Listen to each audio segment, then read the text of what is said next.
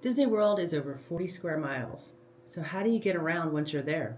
Today, we're going to talk about Disney World transportation, the pros, the cons, the highlights, and everything you need to know once you're there. Hi, theme park friends. Welcome back to Casey's Corner Views, where we bring you the best tips, tricks, and insights to make your Disney vacation truly magical. If that sounds good to you, hit that like button and subscribe to our channel so you can get more of what you're looking for. Okay, so if you are flying into Orlando International Airport, we're going to start with them. The airplane itself will go to a gate that is a satellite building. Now, from that satellite building, you will take a monorail to the main terminal. From the main terminal, you can then catch a bus. You can take an Uber or another form, rent a car, form of transportation to get to your resort. Disney World used to offer a free shuttle service from the airport to the resorts, the Magical Express. They no longer do that. You have the option of paying for round trip service from Mears Connect to the Disney resorts. Since this business has opened up, several private companies have also jumped in to offer their services as transportation from the airport to the resorts, and they come in varying prices. So it's always good to do your research and compare prices between Mears Connect, Sunshine Flyer, renting a car, a private transport company, Uber or Lyft, just to get from the airport to your resort. So now you've arrived at your resort, and we're going to talk a little bit about the Disney World internal transportation options. You have the Disney buses, the Disney Skyliner, you have the monorail, several boats, and you also have what they call the mini van and rideshare. So your first standard form of transportation at Disney World is bus service. Every resort inside Disney World offers bus transportation to and from the parks from your resort. It's the most common way to get around. There are also a lot of cons that come with the bus transportation.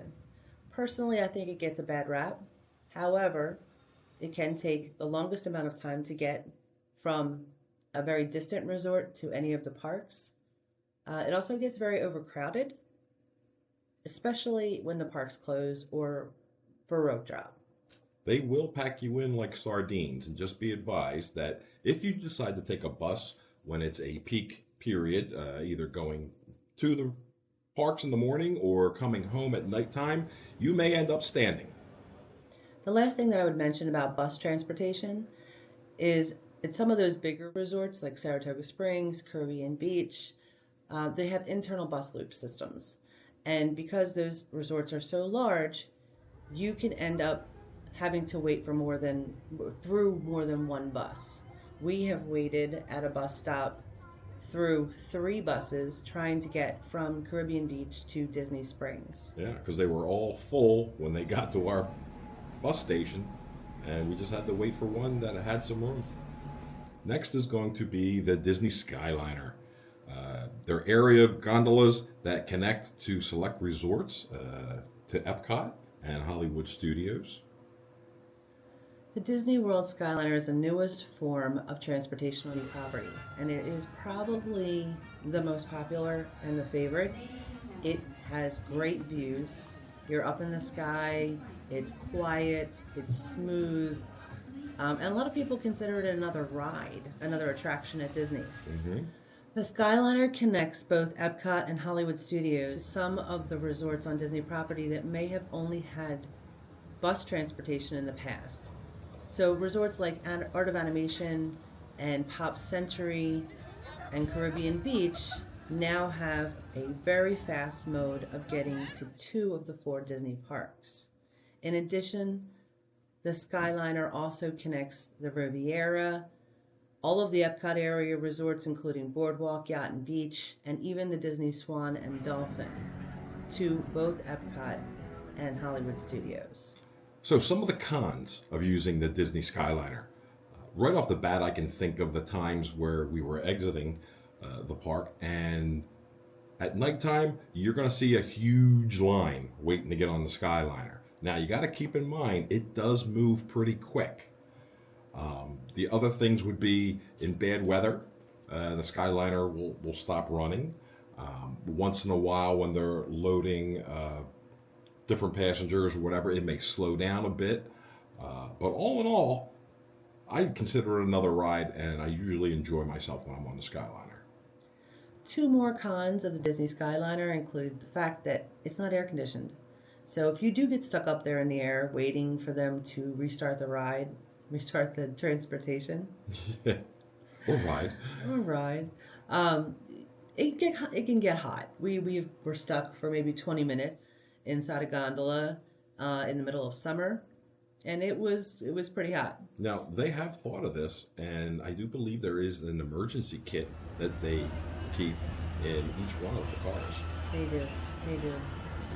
The second con is that if you are afraid of heights, the Skyliner can be very intimidating. I know a lot of people who will not get on the Skyliner for the simple fact that you are very high in the air and you're in a glass enclosed gondola. So now let's talk about the classic, the monorail. When it was introduced at Disneyland, when it opened, it was considered a futuristic ride, and it was definitely a draw, especially for those families with young kids. However, over the years, it's gotten a little less appealing. It is the fastest mode of transportation between the Contemporary, the Grand Floridian, the Polynesian, and Magic Kingdom and Epcot. It's also one of two forms of transportation between the parking area at Magic Kingdom and the park. However, it can also break down a lot. It can feel very overcrowded. Now we're going to talk about, personally, my favorite form of transportation in Disney World are the boats and the ferries. There are several different types of boats that will get you from parks to your resorts. And to me, it is just another Disney ride. And it has beautiful atmosphere and it is relaxing. So we're going to go over them. There are three different types of boat transportation around Disney World. The first is the ferry. The ferry takes guests from the parking area at Magic Kingdom to Magic Kingdom. The ferry is a 2-story large boat that guests can get on and ride with views of the Grand Floridian, the Polynesian, and the Contemporary. The second boat transportation are friendship boats, and those boats travel between the Grand Floridian and Magic Kingdom, as well as Wilderness Lodge and Fort Wilderness to Magic. On the other side, you have all of the Epcot area resorts, including Boardwalk, Disney Swan and Dolphin, the Yacht and Beach Club. They offer boat transportation to Hollywood Studios and Epcot. So some of the cons of the Disney boat transportation would be, of course, they're affected by weather. And they also are slower, but I like to say more relaxing. All right, so now we're going to go into what is not a free mode of transportation on Disney World. Disney World has a partnership with Lyft, and through Lyft they offer minivans. These are exactly that. They are minivans decorated like Minnie Mouse. However, the pricing for minivans is the highest form of any paid for transportation on property, including other rideshare apps. But the pros of minivans are that they are the fastest mode of transportation around property. They also offer car seats, and they are manned or driven by Disney cast members. So they are all part of the Disney transportation. But you're going to pay the highest price. You're going to pay double the price that you would pay for a normal Lyft ride through the app on Disney property using a minivan. And that's probably one of the major cons that we can think of for that form of transportation. Just the price. Otherwise, all Disney World transportation is free. So there you have it. Disney transportation can be a lifesaver, but knowing the pros and cons will help you navigate hopefully like a pro. What's your favorite way to get around Disney World? You can let me know in the comments. Thanks for watching. If you like this content, please don't forget to hit the like button and subscribe to our channel for more tips and tricks on traveling to the Disney destinations and Universal Parks and Resorts. Bye. We'll see you in the park.